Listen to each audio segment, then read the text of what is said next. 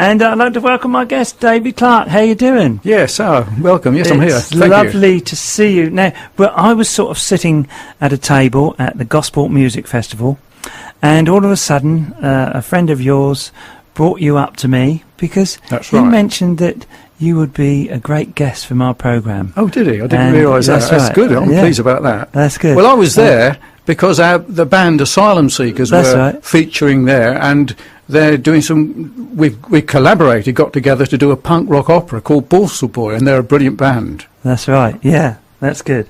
And we had a good evening there, didn't we? But you mentioned that, the Borstal Boys. Now, what is your story to the point of coming to know the Lord then? A little sort of overview of what life was like before and how it happened. Yeah, the story Borstal Boy is because I and my brother were both Borstal Boys. We were not brought up religious in that sense. In fact, I thought Christianity was rubbish, was ridiculous, was for people that couldn't stand on their own 2 feet, for sissies, you know. And we were brought up in the north, in Oldham. My brother and I, being older than I, we moved to Watford. And although my mum did try to take us to church, we did go along, but I didn't take much in. It didn't mean anything to me. But all I can remember from church going there was one Easter Jesus was being crucified, and I thought to myself, well, if Jesus is who he is, who they say he is, then why doesn't he get down from that cross and jump on all his enemies? You know, and I thought if he was who he was, why couldn't he do it? Now, I didn't realise or learn, I didn't know the answer to that till 20 years later. Right, yeah. And with that situation then, what was your sort of journey after that? You mentioned the Borstal Boys. We moved from Watford to a village called Wilston, and we were bored really living in the village. And we come from sort of North London really, and in a village, we got a motorbike, and he got his motorbike, and we started getting into trouble. My brother got in trouble with the wrong... Well, I say we got into trouble. He mixed with the wrong sort of people, but he was a wrong sort of person because we were always... We had guns and knives and flick knives, all that you shouldn't have. He loved air guns, my brother did. And he got sent to Borstal for beating some with the knuckle duster he made, and I was at the age of 14 years old. And my mother kept that from me. But I soon grew up in the same sort of way, got in trouble with the police. Brother came out of Borstal... he had 2 spells in detention centre, 1 spell in Borstal, then he came out of Borstal and I got in trouble with the police for stealing a motorbike, and then we got done for malicious wounding, carrying a firearm without a licence. I'd met Christian people, we was having a good time, we were mods, you know, we had a Lambret and a scooter, we eventually got a bubble car to get around, that was brilliant, but religion, and people that tried to tell me that religion or Christianity was good, I just thought they're crazy. I thought, how can they be enjoying their life? How can they enjoy life like we're doing unless they can get up to the things I was doing? I mean, I was told by people, you shouldn't smoke, you shouldn't drink, you shouldn't dance, you shouldn't watch the telly, you shouldn't go to the news. These are brethren, exclusive brethren, I think they were, but I thought, well, these are mad. Anyway, I had a bad experience on LSD. And so bad, I actually, for the second time in my life, I prayed. I cried out to the Lord. I said, Jesus, please help me. And he actually heard me cry. And that night, something happened to me. I turned around that day, and I knew I had to live I wanted to live a different way to the way I'd lived before, and I changed my life from that day forward. And I'll tell you more about that in a minute, but you prompt me. Yes, what we're going to do, we're going to hear a song, and then we're going to tell you what David's going to tell you why we're playing this song. And it's called a fabulous track by who's actually singing this? The Bobby Fuller Four. But that's actually, right. This is Asylum Seekers, by the way. That's right. This is Asylum Seekers made this disc. That's right. Here we go.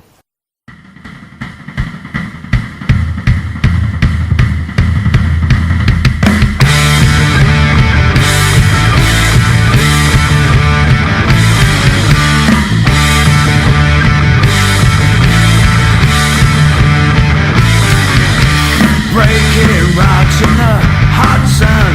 I fought the law and the low one. I fought the law and the low one.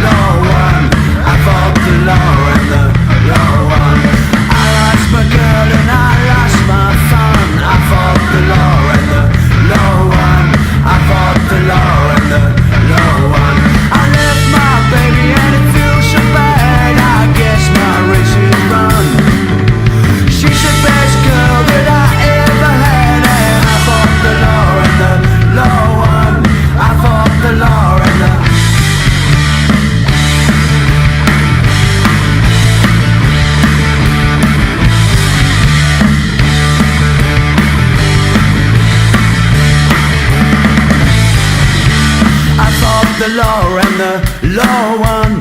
I fought the law and the law won. I fought the law and the law won. I fought the law and the law won. I fought the law and the law won. I fought the law and the law won. I fought the law and the law won. I fought the law and the. That's the Asylum Seekers, and I fought the law and the law won. And my guest is David Clark, who did fight the law. And you come to know the Lord. You prayed, and Jesus answered you. So what happened next? Because apparently you couldn't read. Yeah, at let the me time. tell you that. Yes, you carry on. Okay. When I was released from Borstal in 1968 or 9, I had a 3-year career of undetected crime. I didn't care for anybody but myself. I nicked loads of gear, cars, scooters, a garage which we stole from a building shed, 48 foot by 24. I used to ring cars. I had a brand new Mini at home, which I'd nicked from in Berkhamsted, lovely blue car, G-registered Mini. We was cutting it up using the engine and the parts. Well, so really I was into crime and me drugs and me dope and all permissive sex a lot. We was living life, if you like, to the full. But I was never, ever satisfied. I couldn't get satisfaction. You know, I couldn't get it. Just didn't ever fulfill me. So the point was, when I became a Christian, when I came overnight, I began to read. I had to learn to read. The difficulty was, when I was a youngster, was I couldn't read properly. I was taught by a German teacher in 1954, soon after the war. My mother didn't like Germans. I wonder why. I don't know why, but the point was, I was from the north, and I spoke with a northern accent. You can't talk like that, can you, lad? And of course, I couldn't understand the German. She couldn't understand me. I never learned to read. Hardly read at all. When I got sent to Borstal, I tried to read. I began to read books. Did get on to books like Ian Fleming, Dr. No, because they were exciting stories. The things that James Bond books. I could read The Dandy and The Beano, but that was the best of my reading. When I became a Christian, I knew I needed to find out what life was about. The religious people were all, I thought, crazy, right? So I had to read myself.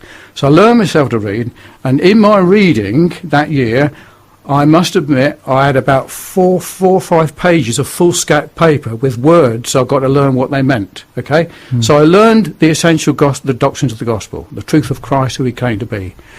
And it so happened that I was able then to go to the police and confessed to 24 crimes which I committed between leaving Dover Borstal and the 16th of January 1970.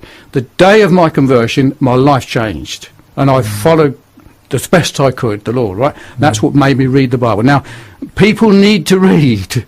Christians don't read, or very few people do. I question them about the doctrine. They're useless. Honestly, I'm having a go at you, right? You should read. Learn the doctrine, learn the gospel. You're set for the defence of the gospel. You can't defend anything you don't understand or know. So that's when, that was the newspaper cutting. Yeah. That right. Appeared. I was appeared in the newspaper next day. That's right. I've got a new book here, and on the front cover it's the newspaper covering the Bucks Herald converted on LSD trip. So with that situation then, you were on quite a cocktail of drugs then with that situation. Well, LSD's bad. Yeah, absolutely. Right. Yeah. And you began to read. Yes. And through the reading, yes. Then, yep. I'm getting to the point now where you found that Jesus did not stay on the cross. Oh, you didn't know. I learned within 2 weeks why Jesus had to die. Yeah. He died to deliver me from my sins, to deliver me from hell, to deliver me from the judgment come. And I realised he did it for me and delivered many. He came to the world and to save sinners. That's what he came to do. And I learned why he died for me. Yeah. And it's wonderful to know that one man can come and do that. And we are all sinners. Absolutely. Everyone is sinners. Absolutely. But Jesus came to give us a chance to turn around. Yeah. And how was it for you then, with all the drugs and everything that your body went through and coming to know the Lord? How did you feel? Right. Okay. In that situation, I wasn't a drug addict. Right. I was a sin addict. Right. Okay. Yeah. I was everything I saw nicked. Everything else, sex was on sex, drugs, dope, you name it, I wanted it. Yeah. But I knew that my lifestyle was wrong, and I determined, my conscience directed me as to how I should live and what I should do. And through reading the New Testament, I read it in 2 weeks, The Good News for Modern Man.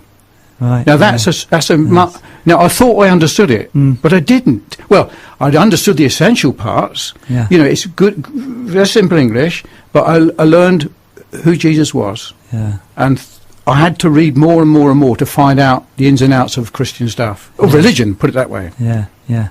And it's amazing, David, that you taught yourself to read then, at that point. Yes. But through that situation and up to this point, I know we're going to hear more in a moment. Yeah. But you've written books. Yeah. And how did that begin in your life then? When you thought, well, I've got this gift to read, and I've got another gift. Well, again, it's out of, you get a burden, you get a determination to do something, you get driven to do it. So with my particular case, I knew something had happened to me was special, and I kept notes of my experience of God and the things of God.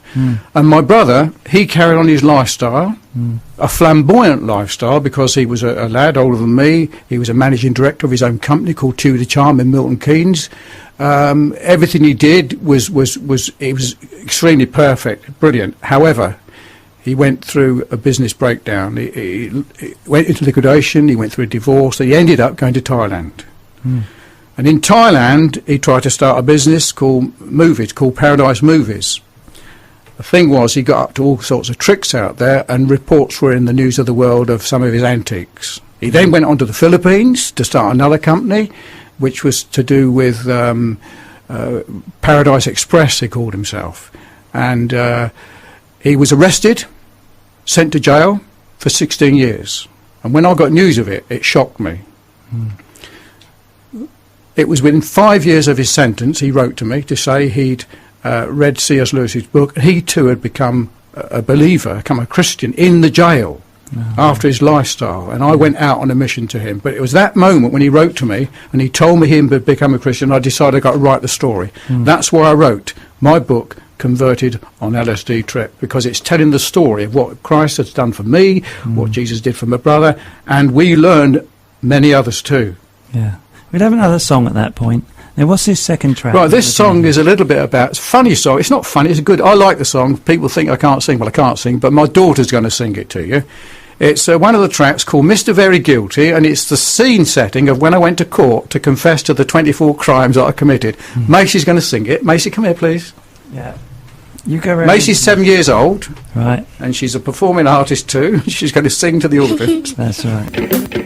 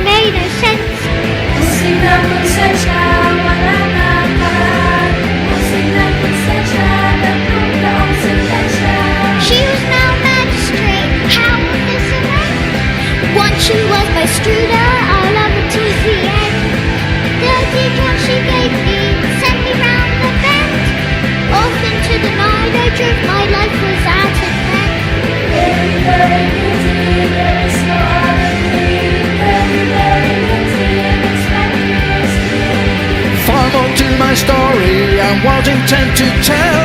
Stood before the court that day, told of my trip to hell. Told them all in detail about my life of crime, since leaving Dover, Borstal, 1969. Very, very guilty, there is no other plea.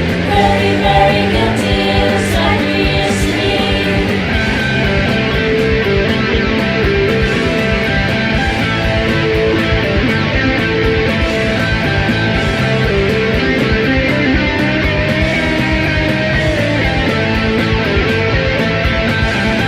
Very, very guilty, there is no other plea. Very, very guilty, it's like we used to be.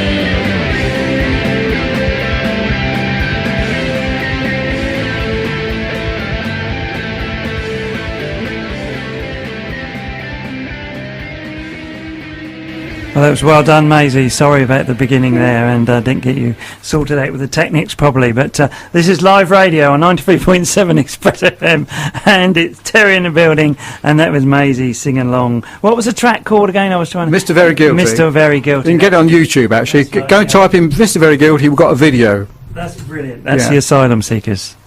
Well, Brilliant. yeah, it's Yeah. actually me singing, but we wanted the Asylum right, Seekers yeah. to sing it, but they're doing their own version of it. Oh right, that's good. That's good. And we're talking to David Clark, who's had a wonderful tapestry life, which is started off with drugs and the like, but come to know the Lord when he prayed. So with that situation, then, David, we mentioned that you started to write books. And on your heart at the moment as well is you did dip into the situation with your brother, which we'll come back to. But on your heart at the moment, you've written some books, but you want to do, should we say, an opera? Is it? What? How can you explain? Yeah, I can explain that to you. Yeah. Really. When I came back from the Philippines, we did extensive work in the jails there, which we can talk about another time. But when I came back, I'd got another book I'd written called Trojan Warriors, which is about the lives of criminals that have been converted. But when I came back to England, I discovered that there was a real problem of drugs in Stubbington amongst young people. And I made some videos. And if you go onto YouTube, you'll find a drugs problem in Stubbington Village 1, 2 and 3, quite a range of it. And I realised these guys needed to know the way and needed to know my story. I felt it would be good to me to tell them the story. So to get this story out to people, it was through music. I thought was another medium. And I used to teach at Le Ferron College. I taught electronics there for 12 years. And one of my students was Mike Fisher. He's the leader of the Asylum Seekers in Gosport. They're a very good band, the best punk band in... best punk rock cover band In the UK? well, I'm not going to be very I'm not in Hampshire, shall I say. Yeah, right. There is another good band, I'm going to plug them here, called Night of Trees, and they're very good, but this is a punk rock cover band, right? And Mike Fisher was their leader. We've done a bit of music before, and I approached him, could he help me put my story, converted on LSD trip, to an opera, as a punk rock opera, and that's what we'll be working on. Right, yeah. But you're hoping to take this into special places, aren't you? Well, because of my background and history and what I know and what we've done, we've wore the T-shirt, we've done it, we know that it's imperative to get people to read and learn for themselves. So I felt a good idea would be to take this opera to Winchester Nick, Winchester Prison. And in order to do that, I've been in touch with Caroline Dinenage, the MP for Gosport and Stubbington. Also, we've got an appointment with Mark Hoban in Fareham on the 23rd of September. And also, I think it's Steve Bryan, is the MP for Winchester, who has asked us to go through Mark Hoban. We've also written to the prison, and I've also sent a copy of my book to Prince Charles too, to tell him what we're doing. Yeah, and you have received copies back. I've got letters from Prince Charles to encourage us in the work we're doing. That's right, yeah. So we hope to get into Winchester Nick. Yeah. But not only that, Caroline Dyer suggested to me that she'll put me in touch with the senior man, the MP for prisons, which is Jeremy, whatever his name is, I think of his name, Jeremy Wright, the That's MP, right, to Jeremy get Wright, it. that's right. We'd like to get it. We'd like to not only perform in Winchester Nick, we'll perform in every prison in the UK if necessary. Yeah, But we yeah. want to get the story out. You know, to people that can't read, Well, help them read. Give them somebody to read. Dr. No's book, there's James Bond, are good to read, but you need a good story. But mine's a true story. Yeah. It's not like Pete Townshend's book or his opera, you know, Tommy, right? That's not a real character. My story's real. Yeah. And it's real about what Christ has done for me, and for many he will do. And we hope to get it out. Yeah, yeah. And with your music then, and the Asylum Singers, what was your link to that? Were you in music before? Well, yeah. In the 60s, I was in our own pop band, right? A rock band. Yeah. We were called the Fowler-Mean, and we did songs. We loved the Rolling Stones. We loved not some of the Beatles stuff. I like the Beatles, but there wasn't real rock stuff. Wasn't your Rocky? No, but the Stones, the Small Faces, the Kinks, and we did all the range of blues stuff. And you can go to YouTube and watch. Go to the playlist called The Fowler-Mean. You'll see one of our playlists. Yeah, yeah. So can we link back to the story of your brother now then in the Philippines? Yeah. My brother was sent to jail in 1996. And I was shocked initially because of the nature of the crime. You'd have to read the book to find about that, okay? Yeah, right, okay. Yeah. But he actually died of tuberculosis in the jail. Well, when I went out there a year later, after he told me of his conversion, we worked extensively with criminals in the jail, in New Billerby Prison, the maximum security prison, the largest prison in the Far East.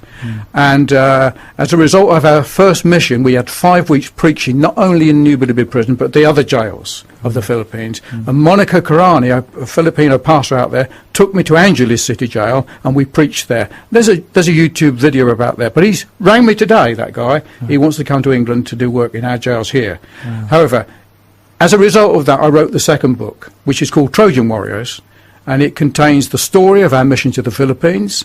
It also contains 66 testimonies of converted criminals. Some 22 are on death row that have, in fact, as a result of hearing the word of God, turning their lives round. And we actually appointed one of these guys. He killed a policeman. He got his leg blown off, called William Pollock. He's built 2 churches in his own city now. We sent him back to his city, paid him 6 months' money to support him.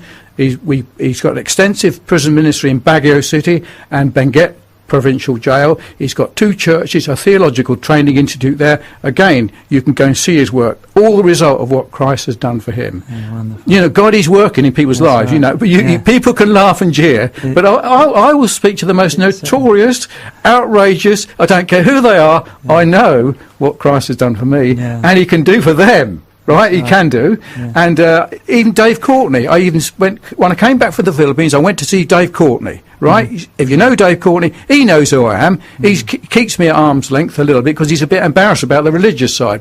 But Dave Courtney's a likeable guy. We encourage him to do his work, but we're trying to help him see the light, if you were, and that's what we're doing. Yeah. David, do you believe that what you went through in your early years, that the Lord was with you, you knew of God, do you believe now that he put you through that and all those connections that you made to do what you're doing now? It was a gift that God was I believe nurturing you're the first person that's ever put that to me. Okay, I believe you're absolutely right. The Apostle Paul said he was separated unto the gospel from his mother's womb. When was he called to preach? Years later. That's right? right, So yeah. God has a purpose for every one of us, okay? That's right, yeah. Everything that happens to you, right, has a purpose. Now, you seek God now, you seek the Lord now, and you will discover that purpose. When you believe him and trust his word, you'll realise that God is in everything you do. Yeah. We're responsible for all we do and say, but we're responsible for the way we react to the gospel. Yeah. We should listen and build your house on a firm foundation, not on sifty sand. That's right. Yeah. You mentioned you want to mention a few people. Well, I just want to say hello to those in Korea, hello to those in Philippines, hello to those in Vietnam. Isaac, can you hear me? And those in the UK, those of you in Aylesbury Bucks, and all those in Gosport, all those in Stubbington, those in Southampton, Fareham, give us an email and I'll keep you up to date. That's right, that's brilliant. What we're going to do, we're going to hear another track now, and then we'll find out how you can get in contact with David and what he's up to as well.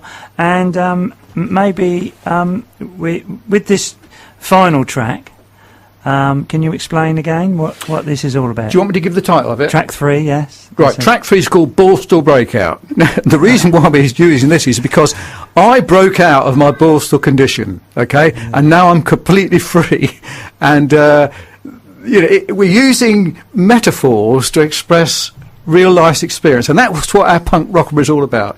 It's a 17-track punk rock opera using songs, real track songs, metaphors to tell a story. So Borstal Breakout. Brilliant. I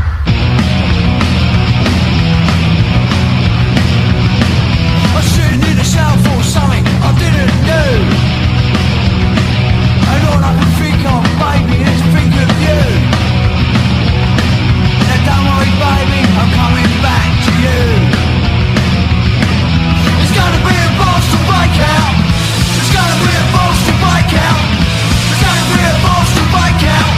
It's gonna be a Borstal breakout. And all them things I've done just for you. So I'm coming home, coming back to you. But don't worry, baby, I'm getting back to you. It's gonna be a Borstal breakout. It's gonna be a Borstal breakout. It's gonna be a Borstal breakout. It's gonna be a Borstal breakout.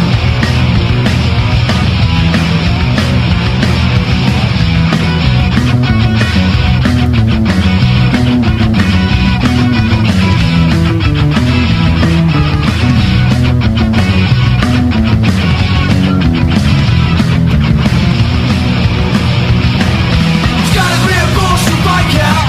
It's gonna be a Borstal breakout. It's gonna be a Borstal breakout. It's gonna be a Borstal breakout.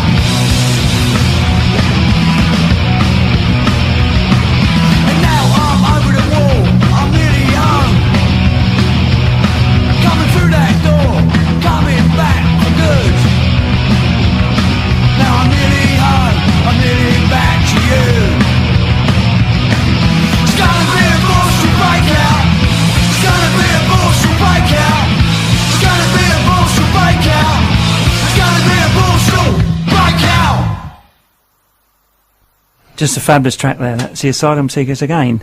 And it was linked with my guest, David Clark, this evening, who's told his story about his early life, how he come to know the Lord, and that he couldn't read either, but he's written... How many books have you put together now then, David? 7.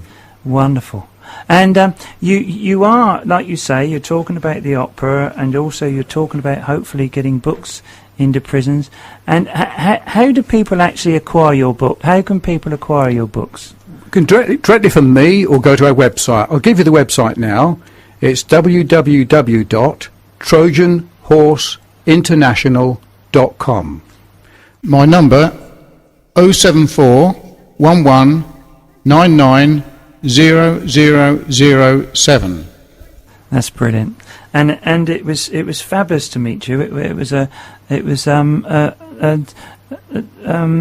situation where we were just on the same field at the same place.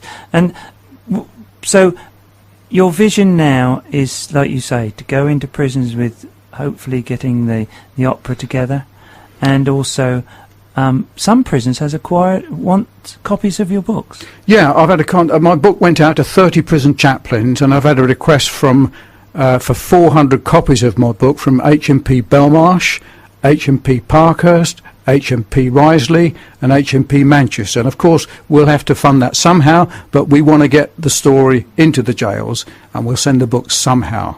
Yeah. Now, and the Vision, you asked me. That's right, the Vision, yes. The Asylum Seekers and their music are a brilliant band. We want this opera to be performed in other venues too. We're open to invites to go to pubs, clubs, youth clubs, you name it, we'll go there. Yeah. And I've also contacted Chichester Theatre Festival with a suggestion that we could get some dramatic artists to perform it on stage with the Asylum Seekers themselves doing the music for a dramatic an enactment of my story converted on LSD. Yeah. We hope to make it universal, all over the place, really. It's worth telling, the story. Oh, it certainly is. And God's in it. I know. Well, I believe so, you're absolutely. Gonna it's going to be done, and your vision will come to fruition. And can I just say this? The Asylum Seekers are going to produce their own single called Borstal Boy to head this DVD musical album, which will be available when we record it, God willing, in the jails. That'd be brilliant. I'll have to get the Asylum Seekers in here on my other programme. Yeah, definitely, yeah. And have a chat with them. That would be brilliant. So, David Clarke then, so you say that is your vision, and because I normally say to people, what's next for you? Well, that is what your next isn't it? The vision and the intention and the motive is the story which I have to tell will be told. Yeah. And through music, it's a great method, and I'm open to criticism, to invites, to questions. Write to me, email me, have a go at me, talk to me, because I really believe what I have to say is worth telling. That's right. It's a rock that you can set your life upon. Foundation to build your life on. Good foundation. Well, God bless you and your wife, and also your lovely children as well, and hopefully meet you again.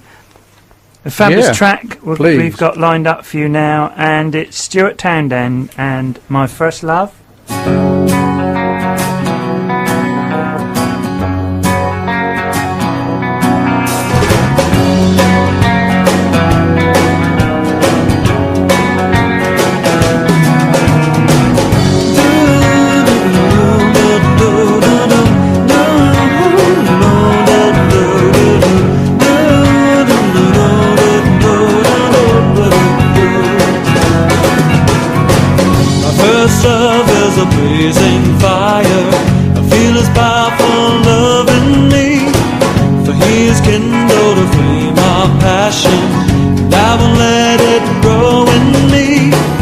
In the night I will sing your praise, my love. In the morning I'll seek your face, my love. Like a child I will dance in your presence. Oh, let the joy of heaven pour down on me. Still remember the first day I met you, and I don't ever want to lose that by my first love.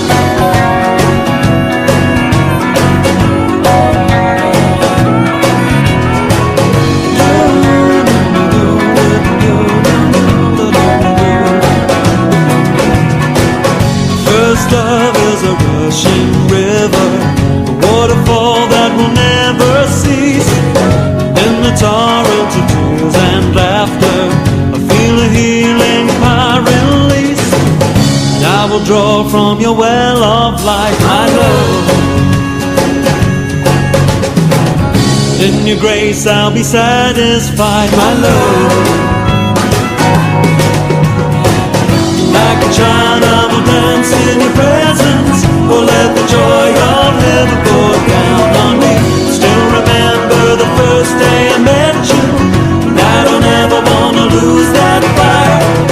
Like a child I will dance in your presence. Oh, let the joy of heaven pour down on me.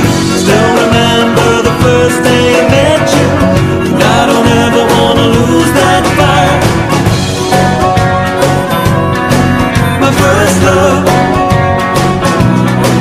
my first love, my first love.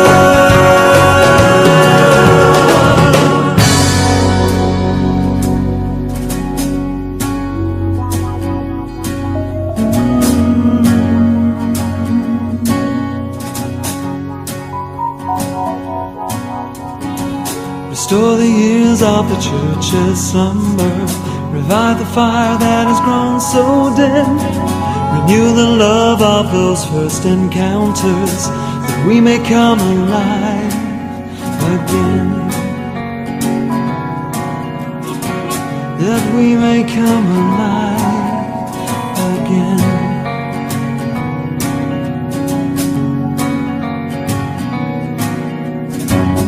We will rise like the dawn throughout the earth. till the trumpet announces your return.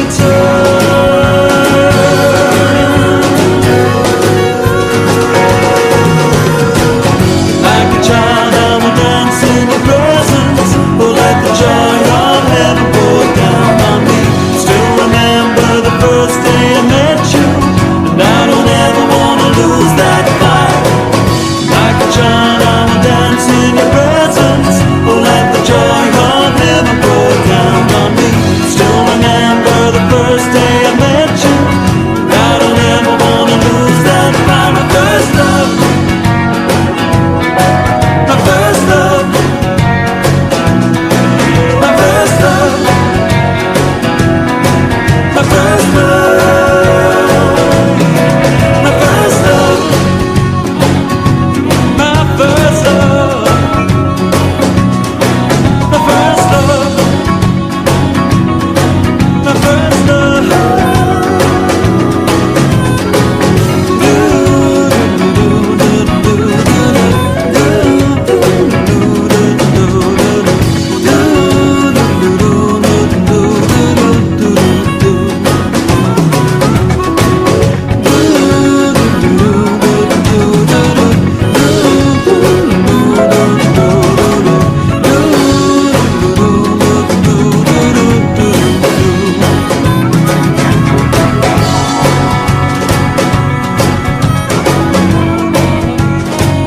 Stuart Townsend and My First Love on 93.7 Express FM, and he's actually touring with Philippa Hanna. I'll let you know the situation in a short while about that, and I've got a track from Philippa Hanna in a short while as well.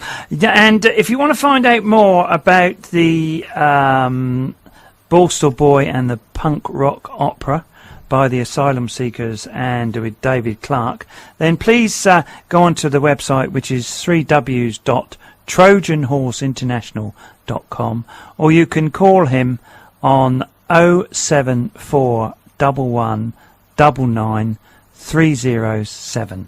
So, and a fabulous story. He's a wonderful guy, and it wasn't a mistake when I bumped into him at the Gosfest over there in Gosport a couple of weeks ago.